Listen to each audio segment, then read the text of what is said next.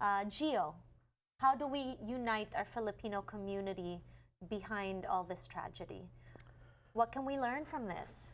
Well, this whole idea of, it still exists, of it being a sin or a curse. And it really just roots from fear, and I'd say have faith, not fear. And faith is a component of the Filipino identity, I believe. Yeah, but Gio, some people are so, into their faith that they think that when you're gay, it's a sin. Right, right. So just really opening up and having that conversation. When you go to the book, the work that all the prophets, I don't want to get too religious, but each religion has one thing that threads itself with every religion. That's compassion. Yes. Compassion and love. So if you look at it that way, then you know that there's an affinity to a person who identifies as queer.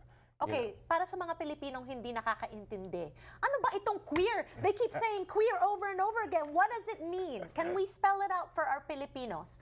Dr. Ocampo, can you explain in your words? Yeah, I think queer it's a way to not feel like you're boxed into any one category, like the lines are blurred. You can be who you are with respect to how you identify, who you're attracted to. Okay. And so it's not a matter of like creating a new set of rules that's going to confine you and confine your identity into one simple box. Okay, so no labels, kumbaga. Your definition of this for our Filipinos who don't understand?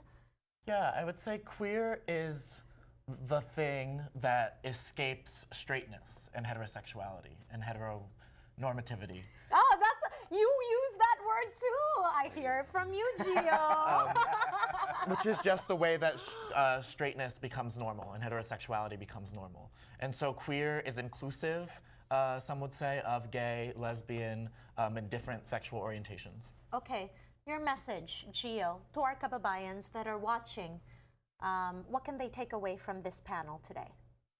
I think the biggest thing is really listening to someone who identifies, and having open arms, not talking, but listening and accepting. It's really about acceptance, right? So it comes down, it's so trite to say it comes down to love, but it does.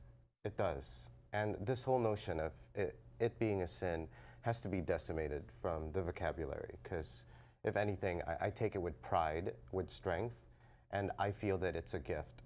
It's a gift that I have to give others, so. Okay.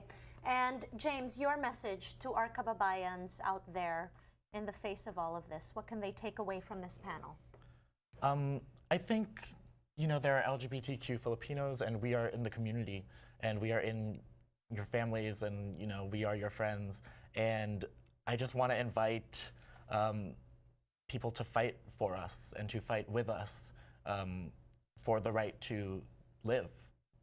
Yeah, not even love, to live, right? Dr. Anthony Ocampo, last words for our kababayans. So my message would be for any kababayans out there who identify as not straight, lesbian, queer, trans. We love you on this panel. It's important to say out loud, because I think that you may be living in a world where you don't know that people love you, and we're here. We love you. Message us.